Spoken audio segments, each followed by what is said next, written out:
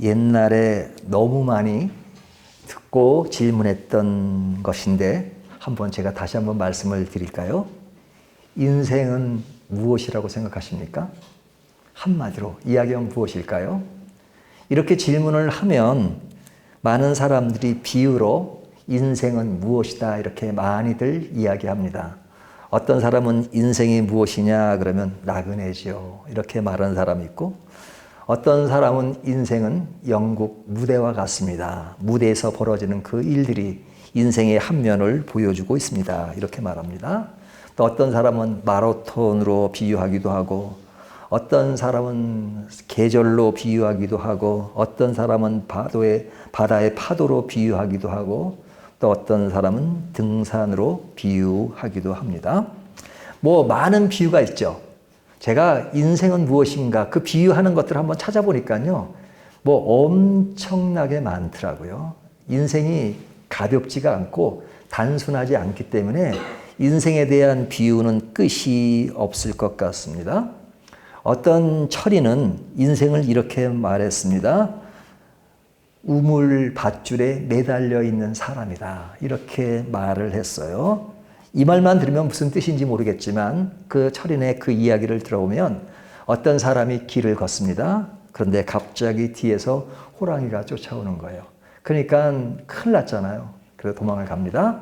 근데 호랑이는 빠르고 사람은 느리니까 죽었다 생각했는데 바로 앞에 우물이 하나 있는 거예요. 그래서 우물이 딱 보니까 거기에 밧줄이 매달려 있어요. 그래서 이 사람이 급하니까 밧줄을 타고 밑으로 쭉 내려갔습니다. 그래서 밑을 쭉 보니까 밑에 물이 없고 그냥 독사가 혀를 내놓고 그를 쭉 맞이하려고 딱 보고 있는 겁니다.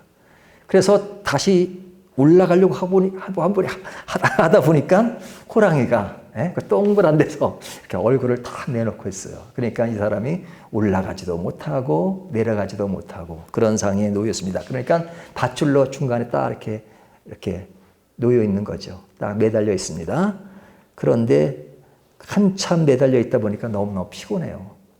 그런데 보니까 벌이 꿀을 옆에서 치고 있는 거예요. 그래서 거기에 보면 꿀이 있어요.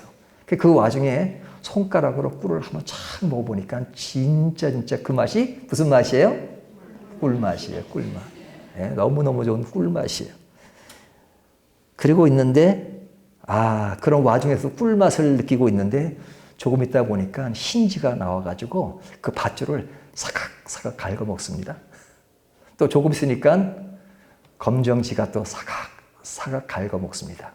이 이야기를 철인이 하면서 인생은 마치 이와 같다라고 이야기합니다. 사람은 가만히 있어도 올라가도 죽고 내려가도 죽는다. 가만히 있어도 죽는다. 시간이 가면 낮과 밤이 시간을 잡아먹으면서 결국 밧줄이 끊어지면 죽게 돼 있다. 물론 살다 보면 짜릿하고 즐거운 때도 있다. 그것을 꿀에다가 비유했습니다. 이런 비유들이 많죠. 이런 것이 인생이다. 이렇게 말했습니다. 그런데 인생에 대한 비유를 표현한 것들이 많은데 그 중에서 제일 많이 이야기하는 것 중에 하나가 길입니다. 인생은 길이다. 이렇게 말합니다. 그래서 우리가 노래를 보면 옛날 그 연세 드신 분들은 다 알죠. 그 최희준이 부른 하숙생이라는 노래가 있잖아요. 첫머리가 어떻게 되죠? 첫머리가 어떻게 된다고요? 인생은 나그네 길. 다시 하나요. 인생은 나그네 길. 그러죠. 인생은 나그네 길. 그러죠. 이 길에 대한 얘기를 많이 합니다. 유명한 팝송 중에 My Way라는 노래가 있잖아요. 거기 보면 인생에 대한 이야기입니다. 여기 way란 말은 단순히 길이라는 것이 아니라 그냥 인생살이, 또 인생 여정 이렇게 말할 수 있죠. 그러니까 우리의 삶이라고 하는 것은 한 여정 속에, 길 속에 놓여 있다라고 해도 과언이 아니죠.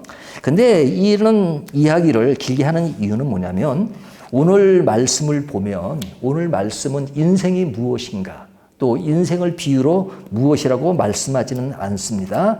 하지만 예수님이 생각하는 방향과 또 그를 따른 제자들이 생각하는 방향을 이야기하면서 그 방향을 어떤 선상에서 이야기하냐면 길이라고 하는 배경에서 이야기하고 있습니다.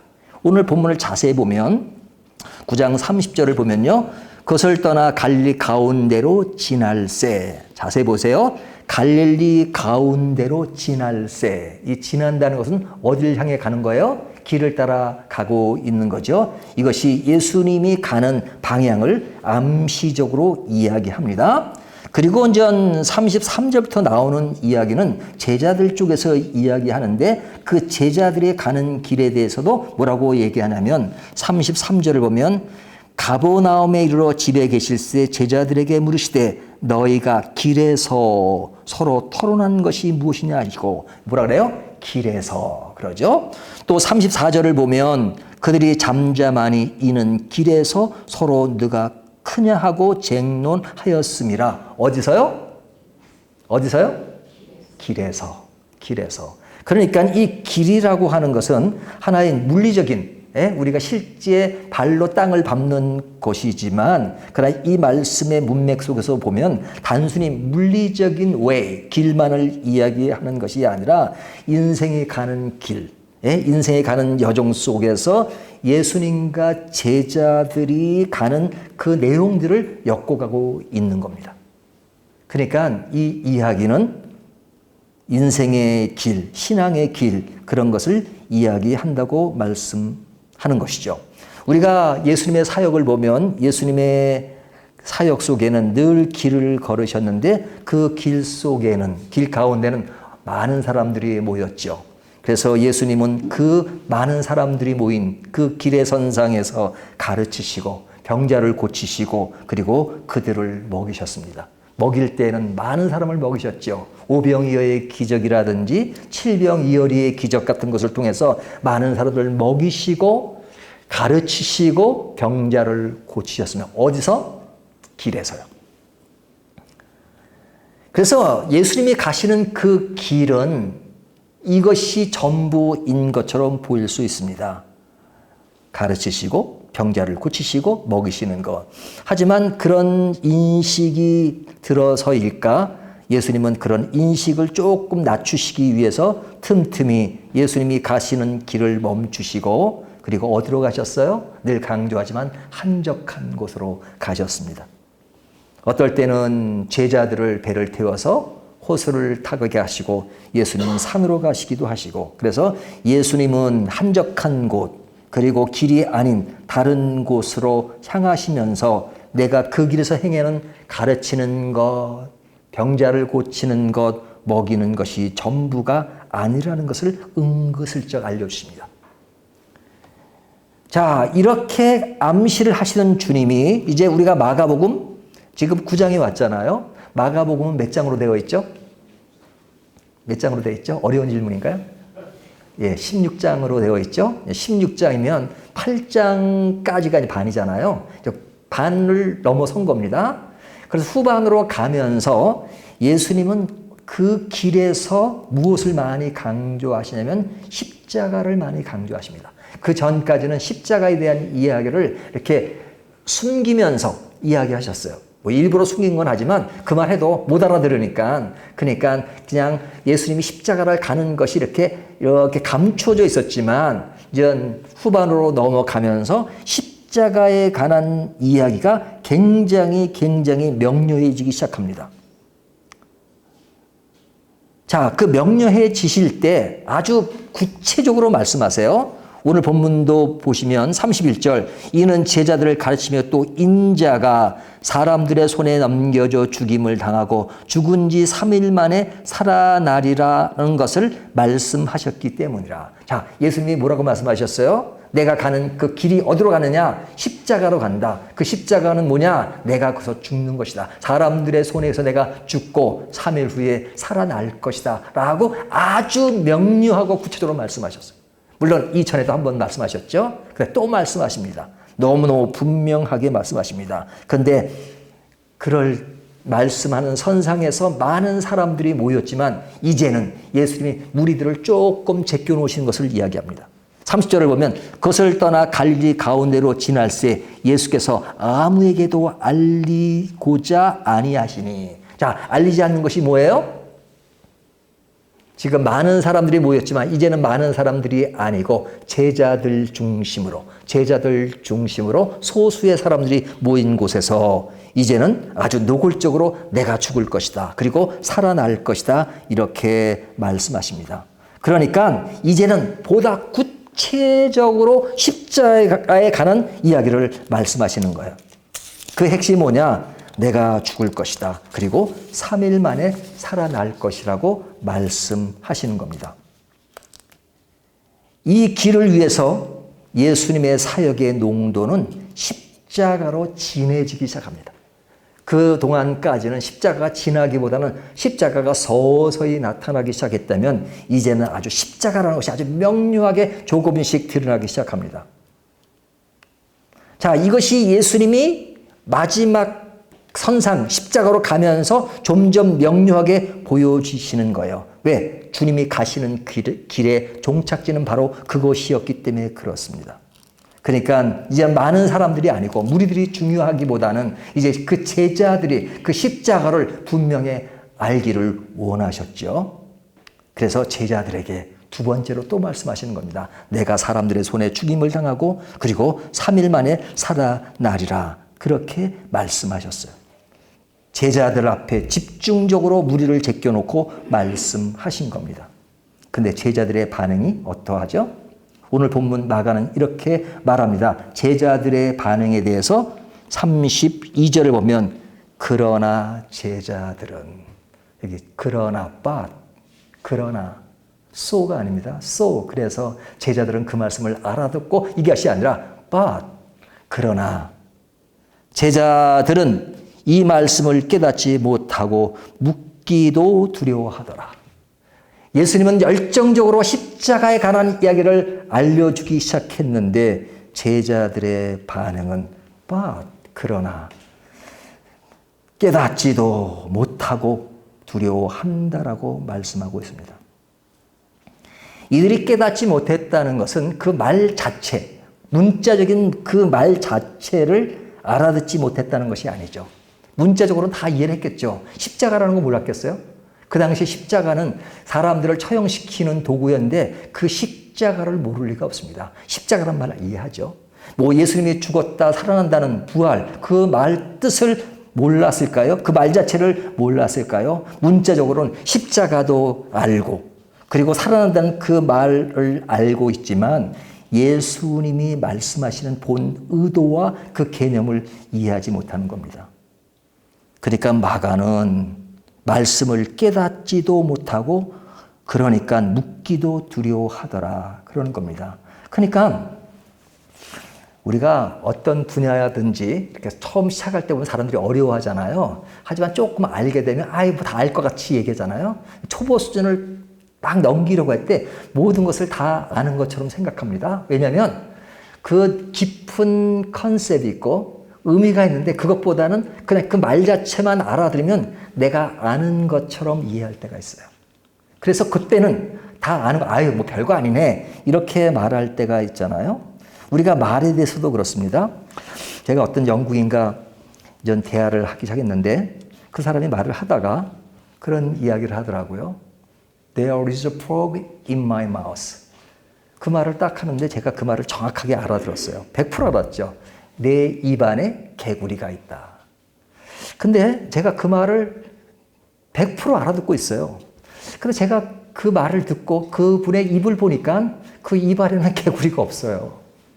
근데 그는 분명히 말하기를 There is a frog in my mouth. 내 안에 개구리가 있다 그래요. 그러니까 그것이 무슨 뜻이냐. 그러니까 그 사람이 알면 나는 음치다라는 말이래요. 음치라는 말을 내 입안에 개구리가 들었다라고 말합니다. 자, 그 입 안에 개구리가 들었다는 말을 정확하게 알아들었지만 그 말이 음치라는 말로 못 알아들은 것은 뭐냐면 그 의미와 개념을 못 알아들은 것이죠.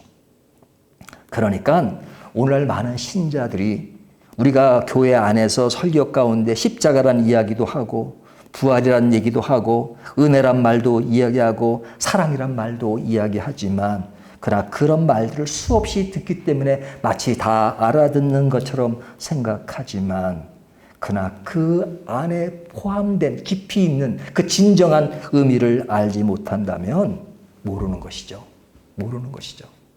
만약에 마가가 지금 살아있어서 다시 마가복음을 쓰고 우리들의 상황을 마가복음으로 기록하고 있다면 그렇게 썼을런지도 모르죠. 사람들은 이 말씀을 깨닫지 못하고 묻기도 두려워하더라. 이렇게 기록했을런지도 모르죠. 왜? 외형적으로는 다 알아듣는 것 같지만 이 사람들이 왜 묻기도 두려워하였다라고 말합니까?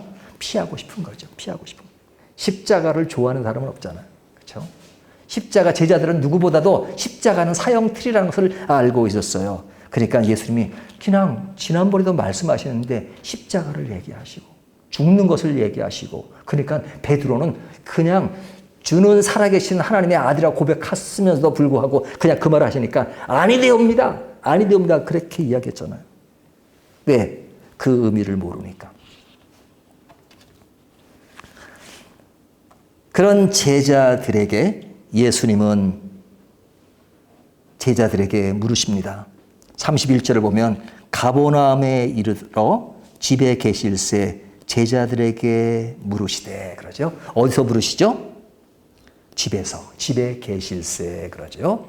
자, 이 집에서 물으셨다라는 말, 이 사건은 어디서 이루어지고 있는 거예요? 길에서 이루어지고 있죠. 길에서. 그 뒤에 보면 길에서 제자들의 이야기가 나오고 예수님은 계속 사역을 길에서 하십니다. 근데 지금은 어디서 물으세요? 길이 아니고 집에서 물으시죠. 집에서 길에 대한 것을 물으십니다. 그러니까 길에 대한 의미를 어디서 지금 생각하시는 거예요? 좀 길을 가던 것을 멈춘 조용히 머무는 집에서 제자들에게 물으십니다. 예수님은 우리의 인생의 여정 가는 길이 있지만 틈틈이 이렇게 멈추십니다. 그리고 멈추는 그 선상에서 물으세요. 질문하세요. 너희가 길에서 토론한 것이 무엇이냐? 33절에 그렇게 말씀하시죠. 너희가 길에서 서로 토론한 것이 무엇이냐? 그러니까 이때 제자들의 반응은 어땠죠? 34절 그들이 잠잠하니 그러죠. 그들이 잠잠했어요. 대답을 못했어요. 왜 대답을 못했을까요? 그 대답을 못한 정답을 알아맞히기가 힘들까요? 마가는 바로 그냥 생각할 겨를 없이 그 이유를 이야기합니다. 그 이야기는 뭐냐면 그들이 길에서 뭐라고 했느냐? 서로 누가 크냐고 쟁론하였습니다. 34절에 보면 그들이 잠잠하니 이는 길에서 서로 누가 크냐 하고 쟁론하였습니다. 이 쟁론하였다는 것은 싸웠다는 거잖아요. 그들이 제자끼리 싸웠어요. 누가 큰 것인가? 누가 큰 사람인가? 그들은 이렇게 말합니다. 다른 복음서에 보면 예수님이 딱 왕위에 오르시면 내가 우편에 내가 좌편에 누가 앉을 것이냐 이런 것을 따졌단 말이죠. 그러니까 그들은 그 대열 속에 내가 보다 높은 자리에 앉기 위해서 진짜 나쁘게 표현 발악하는 그런 모습을 보였습니다. 그런데 그런 말을 더 그냥 즐기게끔 한 사건이 앞에 있었잖아요. 그것이 뭐였어요? 변화산 사건이었잖아요. 변화산에 예수님은 누굴 데려가셨어요? 12제자를 다 데려가신 것이 아니라 딱 3명의 제자만 데려가셨습니다. 베드로와 요한과 그리고 야고보만 데려가셨습니다. 그러니까 이들은 그 변화산에서 경험을 어찌할 바를 몰라서 베드로는 말하기를 이곳에 초막 3개를 짓고 여기서 사시죠. 그렇게 말했습니다. 얼마나 황홀한 경험을 했습니까? 황홀한 경험을 하는 동안에 9명의 제자는 예수님이 없는 동안에 귀신 들린 자를 고쳐달라고 했는데 고치지 못해서 헤매는 그런 장면을 지난주의 말씀 속에서 이야기를 나누지 않았습니까? 근데 딱 만났어요. 변화산의 경험을 했던 3 제자와 그리고 지상에서 헤맸던 9 제자들이 만났습니다. 그들이 그런 잠깐의 경험을 통해서 3명의 제자들은 얼마나 의시됐겠어요. 야, 너희들 변화산 모르지? 변화산 그런 거 경험해야 하는데 뭐 너희가 알 리가 있어. 뭐 그랬을런지 모르죠. 또 9명의 제자들은 그렇게 경험했던 그 사람들을 보고 그 제자들을 보면서 이 사람들만 특별히 뭐 특혜를 준 거야. 누가 크냐 하는 것에 대해서 그런 일들이 그런 사건들이 그들의 어떤 크기를 조종한다기보다는 어떤 그것이 매여져 있는 그런 것들로 인해서 서로 감정이 오고 가고 했을 것입니다. 그러니까 성경은 쟁론한다 이렇게 말합니다. 성경은요 아주 고상하게 말을 쓸 때가 있죠. 쟁론한다. 그렇죠? 그렇지만 쟁론한다는 말은 개에게 싸웠다는 겁니다. 뭐 이런 제자들 싸울 때는 우리가 뭐 싸울 때 보면 이 새끼 저 새끼 싸우잖아요. 아유 제자들은 그러지 않을 거라고 생각합니다. 여러분 바울과 바나바가 싸운 사건이 있었죠. 더우시면 불을 좀 끄셔도 될 것 같습니다. 바나바와 바울의 사건 보면 누구 때문에 싸웠어요? 마가 때문에 싸웠잖아요. 그래서 둘이 심히 다퉜다라고 아주 성경은 고상하게 말합니다. 그러니까 바울과 바나바는 너무 경건해서 뭐 그냥 이런 뭐 아주 그냥 고상한 말만 했을 거야. 오늘날 우리처럼 이 새끼 저 새끼 했을지 모르죠. 그러니까 아무리 영적이고 신앙이 좋은 그리스도인을 하더라도 그런 것이 없다는 말은 아닙니다. 저는 그런 거 못할 줄 알죠? 저도 친구들 많으면 이 새끼 저 새끼 잘합니다. 여러분들한테는 고상하게 잘난 척을 하죠. 고상하지 않아요. 제자들이 가졌던 이 마음, 이 모습, 이것은 다른 사람의 모습이 아니라 우리들의 자아상일 수 있습니다. 우리가 세상을 살아가는 것은 이러한 경쟁 속에 살아가지 않으면 안 된다라고 생각하지요. 그래서 이 세상은 서열을 굉장히 중요하게 생각합니다. 지금은 계급이 없는 시대라고 말하지만 그러나 옛날에는 노골적인 계급이 있었지만 지금은 외형적인 그런 계급은 사라졌지만 우리가 치열한 경쟁 속에서 내가 어떤 서열에 올려야지만 내 인생을 제대로 살 수 있느냐라는 그런 가치관, 그런 인생관이 우리를 자리 잡고 있을 때가 너무 많습니다. 그러니까 나도 모르게 나는 어느 정도 크기에 있어야 되는가, 어느 정도 서열에 있어야 되는가 하는 것을 늘 따질 때가 많습니다.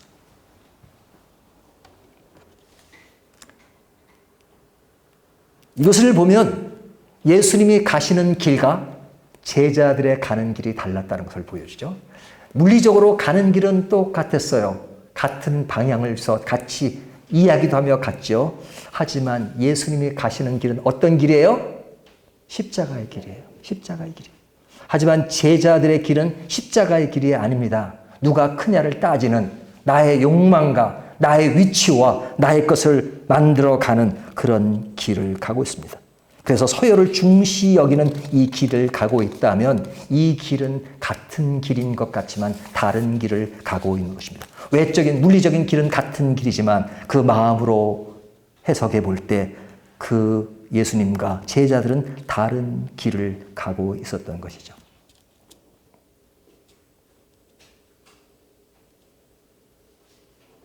우리들은 물리적인 길을 같이 가고 있으면 같은 길을 같이 간다라고 생각합니다. 오늘 우리 밝은 교회도 지금 이 순간에 이 자리에 같이 앉아 있잖아요. 같이 예배드리고 같이 기도하고 같이 말씀을 보니까 아, 우리들은 같은 길을 가고 있구나 그렇게 생각할런지 모릅니다. 하지만 지금 이 순간에 같은 공간에 앉아 있다 할지라도 우리가 가는 내 영혼의 길이, 내 마음의 길이 십자가의 길을 가느냐 아니면 지금도 야망에 차서 내가 내 것을 만들기 위해서 내 것을 누리기 위해서 내 길에 몰두하고 있다면 우리는 같은 자리에 앉아 있어도 전혀 다른 길을 가고 있는지 모르겠습니다.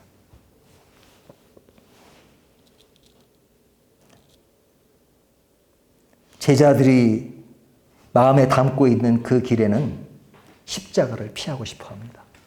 십자가를 피하고 싶어 합니다. 그러니까 묻기도 두려워했다고 말씀하고 있죠. 왜? 십자가의 길은 원치 않습니다. 그렇지 않겠어요? 사람들이 목회자들 보면 아, 나는 바울처럼 살고 싶어요. 그래요. 저는 그런 말 못하겠어요. 저 바울처럼 살려면 살기 싫어요.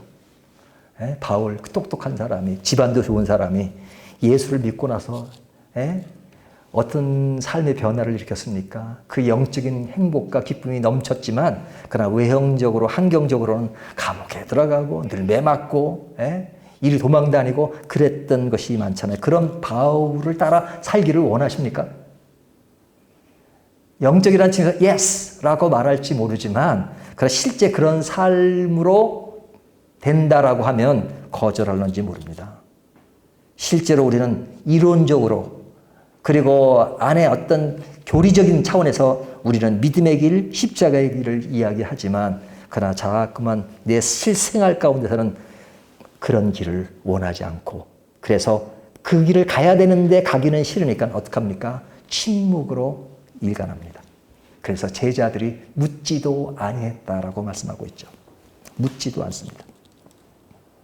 묻기를 두려워합니다. 또 그거 말하면 또 예수님이 그런 말을 하실까 봐. 그러다 보니까 십자가는 앙상한 우상처럼 장식품으로만 남아 있습니다.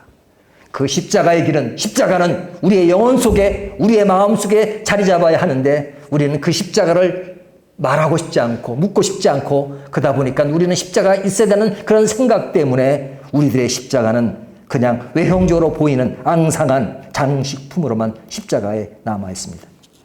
영혼의 십자가가 사라지는 순간 사람들은 더욱더 그 사라진 것을 메꾸기 위해서 외형적인 십자가로 장식을 합니다. 그 허망한 공간을 메꾸려고 합니다. 그러므로 나의 허망한 공간을 그것으로 대리만족하려고 합니다. 그것을 뭐라고 하신지 아십니까? 종교심이라고 하는 것입니다. 하지만 종교심과 십자가는 엄연히 다른 것입니다. 십자가로 가는 길과 그 방향은 완전히 다른 것입니다. 차라리 교회 다니지 않는 사람들은 그 방향이 다르기 때문에 그들 스스로가 나는 그 길이 아니라고 그 방향이 아니라고 이야기합니다. 하지만 교회를 다니면서 우리는 같은 방향을 간다라고 생각합니다. 그러면서도 우리는 전혀 다른 방향으로 가고 있지 않다는 것을 모르는 경우가 너무너무 많습니다. 산상순에 보면 사람들이 이렇게 말합니다. 내가 주의 이름으로 선지한 노릇을 하고 주의 이름으로 무엇을 했습니다. 그러니까 주님이 말씀은 내가 너를 도무지 알지 못하겠다. 여러분 그 말씀이 얼마나 무섭습니까? 우리가 천국에 갔다고 생각했는데 나는 당연히 천국에 가야죠. 주님이 나는 너를 도무지 모르겠는데 그렇게 말씀하신다면 엄청난 일이 아니겠습니까? 근데 우리는 생활 가운데 그런 것들을 그냥 무시할 때가 많아요. 왜? 은혜라는 말을 많이 들어왔고 은혜는 공짜라는 것을 많이 알고 있기 때문에 그냥 내 삶의 모든 방향은 십자가의 길이 아님에도 불구하고 십자가의 외형과 그런 것에 속해 있다는 것으로 나는 십자가의 길을 갖고 그리고 나는 주님 앞에 모든 것이 다 되었다고 생각합니다. 그런 나에게 내가 너를 도무지 모르겠다는 주님의 말씀은 상상조차도 안 하고 그냥 나는 내 길을 가면서도 주의 길이라고 생각할 때가 있다면 그것처럼 슬프고 그것처럼 비참한 일은 어디에 있겠습니까? 이것까지 보면 너무너무 비참하지 않습니까? 그런데 그런 제자들에 대해서 예수님은 그래 너희는 왜 내가 가는 방향과 그렇게 다르냐라고 그들을 무시하거나 그러지 않으시죠. 예수님은 그런 제자들인 것을 아시고 계시죠. 제자들이 그랬던 것처럼 우리들의 방향 속에서도 주님의 방향과 다른 우리들의 모습을 아시고 주님은 방향을 바로 잡아주기 위해서 다시 우리들에게 찾아오십니다. 그리고 아주 친절하게 그리고 야단만 치시는 주님이 아니라 우리에게 방향을 조종해 주십니다. 방향을 바로 잡아주십니다. 방향이 다르다는 것은 체질이 다르고 관심이 다르고 의식이 다른 것이잖아요. 근데 체질과 의식과 관심이 다른 것에 대해서 예수님은 다시 가르치세요. 그래서 뒤에 보면 제자들을 가르치시잖아요. 뭐라고 가르치십니까? 35절 예수께서 앉으사 12제자를 불러 이르시되 누구든지 첫째가 되고자 하면 뭇사람의 끝이 되고 뭇사람을 섬기는 자가 되어야 하리라. 자, 세상의 기준과 정반대로 이야기하죠. 세상은 1등, 최고 이것을 이야기하지만 너희는 그렇게 되지 말고 그렇게 말씀하시는 거죠. 체질을 바꾸라고 말씀하시는 겁니다. 하나님의 나라와 세상 나라의 체질을 바꿔라 이렇게 말씀하시는 거예요. 세상 나라는 큰 것, 많은 것, 높은 것, 대우를 받는 그 방향에서 작은 것, 적은 것, 낮은 것 섬기는 방향으로 바꾸라고 말씀하십니다. 완전히 반대로 말씀하세요. 반대로. 그러면서 딱 시청각 교육을 시키잖아요. 어린아이를 딱 데리고 안으시고 그 아이를 보이시면서 예수님은 뭐라고 말씀하세요? 37절. 누구든지 내 이름으로 이런 어린아이 하나를 영접하면 곧 나를 영접함이요. 누구든지 나를 영접하면 나를 영접함이 아니요 나를 보내신 이를 영접함이니라. 예? 아이를 영접하면 나를 영접하는 것이요. 나를 영접한 사람은 하나님을 영접한 것이라고 말씀하십니다. 이런 말씀을 우리는 말씀이 있으니까 받아들여야 되겠구나라고 생각하지만 이런 말씀을 받아들이고 이렇게 생각하고 살면 세상은 우리를 바보라고 합니다. 세상은 그렇게 살면 바보라고 말해요.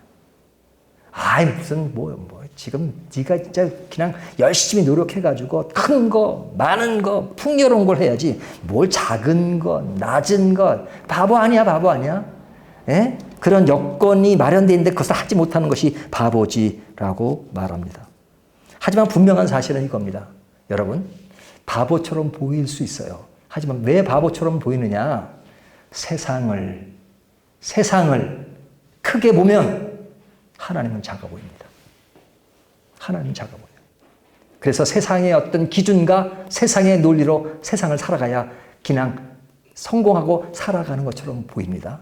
하지만 반대로 하나님이 커 보이는 사람은 세상이 작아 보여요.